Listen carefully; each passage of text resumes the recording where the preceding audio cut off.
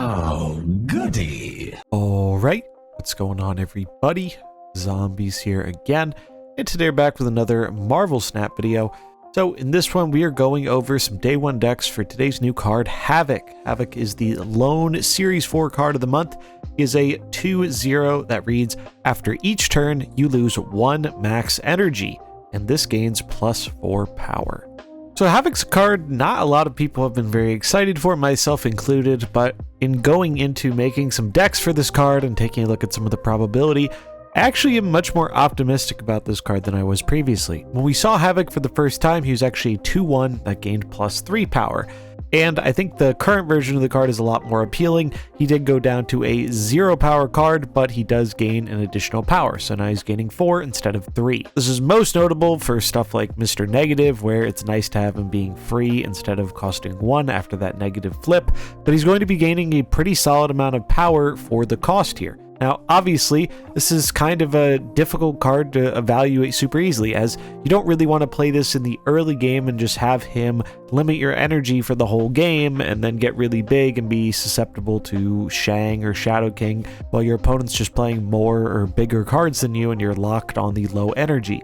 So for that reason, I anticipate Havok is mainly going to be a card played in the mid or late game, unless you're giving him to your opponent, in which case you want to do that as early as possible. Now, I'm not going to dive into all the individual odds here. However, if we want to take a very simplistic look at it, if you want to know the odds of getting a Havok and a Viper in your hand by turn 4, we can see that right here. The odds are just under 32% of the time you will have both your Havok and your Viper in hand by turn 4. Now, it is possible to high roll with this card if you add some accelerants like Psylocke and Ravonna.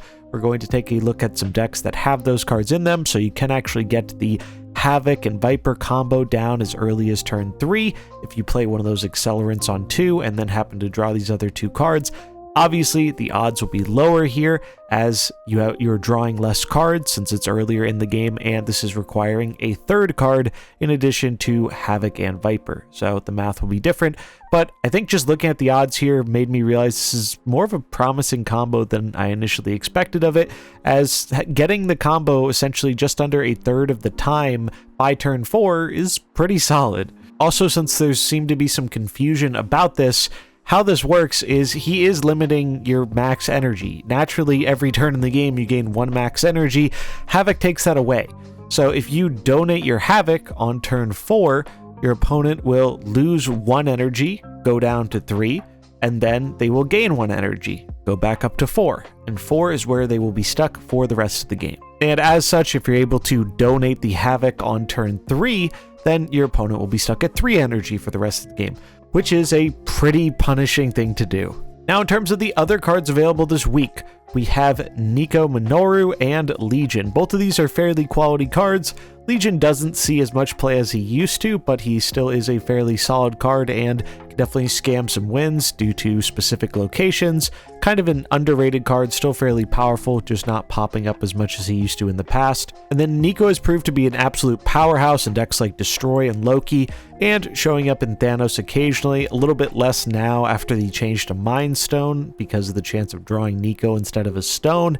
That's kind of resulted in a bunch of Thanos lists cutting her more recently, but still a really good card overall, a flexible card, and I think one of the more favorite releases we've had in recent months. So for that reason, I think if you're missing Nico, or if you're missing Nico and Legion, this is probably a good Spotlight week. If you own these cards, or if you own Nico and don't have interest in Legion, since this is a Series 4 card, you're probably better off going with tokens. So even though initially when I went to build these decks, I wasn't super convinced on this card, after looking into the odds a bit and after seeing some of the decks we cooked up with it, I'm actually pretty high on this card compared to what I thought about it before, and I'm probably going to pick it up with tokens and experiment with it. So let's take a look at those day 1 deck brews we have for Havok. So to start out, we are adding the Havok package to the Annihilus deck. So we have added a way to deal with Havok after giving it to our opponent in Shadow King.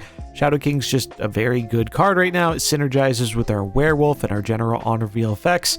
and just is a pretty good card overall in the metagame. We have a good amount of cheap cards with on-reveal effects to make our werewolf bounce around, as well as disrupting our opponent with Spider-Ham and Black Widow, adding some power with Forge, and rebuying our useful cheap cards with Beast to get another Demon, more Forge buffs, or even just another Black Widow's Bite. We are running Psylocke for the potential high roll of being able to go Psylocke into Havok Viper.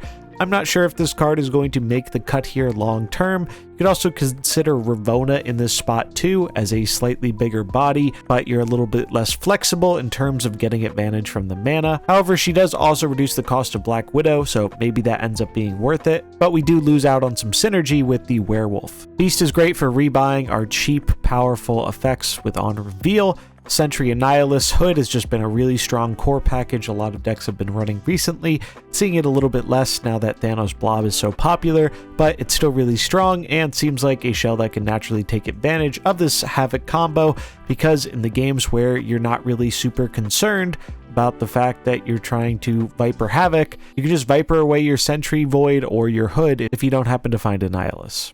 Next up, we have Goblin mode. So if we want to run Ravonna in our werewolf deck, well, we can run the goblins. And Ravonna, naturally good with Havok and Black Widow, but also really good with the goblins too. So pretty similar deck overall. We are still running the Annihilus Sentry Hood package. They go well with werewolf.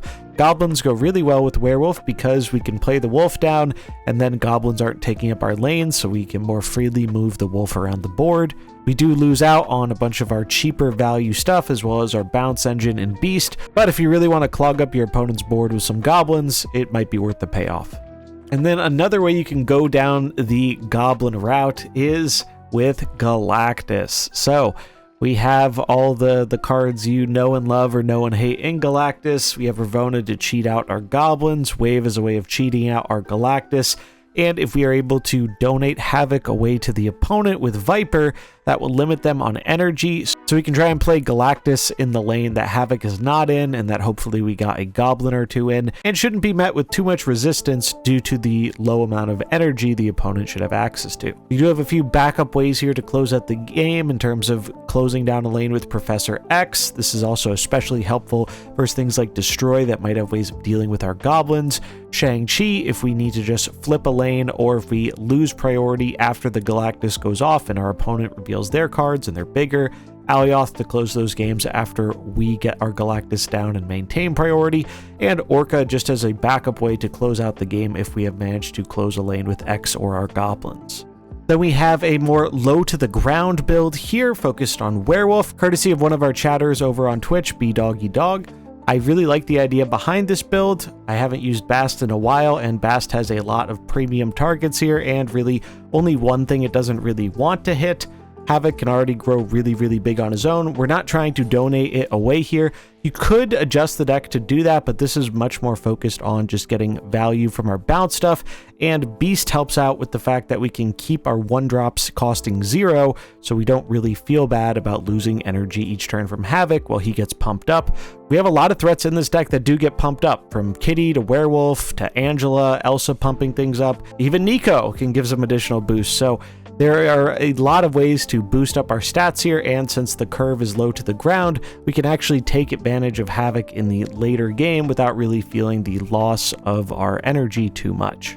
Havok is a 0 power card, so we have to throw a negative list in here. I don't think negative is going to be the best of the best homes for him, but given the fact that negative often doesn't use all of its mana, and the fact that we can play Havok essentially for free after he gets flipped for Mr. Negative to end up with a 2/6 if he's only down for 1 turn, seems like pretty decent value. So this is a Jane version. We're just running a lot of the good 0 cost flips in Ironheart, Mystique, Iron Man, Zola, and Null. And we have Wong alongside Ironheart and White Tiger to provide alternate ways of closing out the game if we're not able to get off our Jane drawing all our 0s. And last but not least, we have a little bit more of an experimental build of the bunch. So been experimenting with a bunch of different move decks. I've always really liked these move decks that are kind of like tempo focused, and wanted to experiment with Havok here as a potential late game play option. So on turn 5, the idea is you play Wave alongside Havok. So Havok will essentially end up being a 2-8 by the end of the game. So it's like we're getting out 13 stats on turn 5, and then by making our higher cost cards cheaper in Arrow and Magneto, we don't really mind the fact that we are limited to only 5 energy on the final turn, as Arrow or Magneto will only cost 4 and can be paired with a 1-drop such as Nightcrawler or a reduced cost Miles Morales.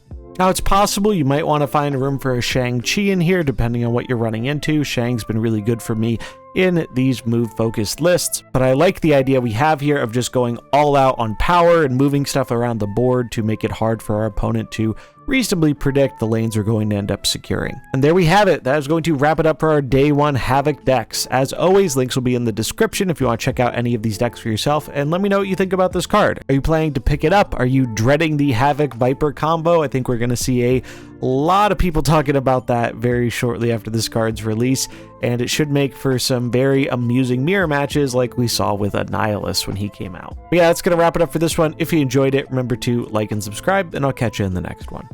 Peace.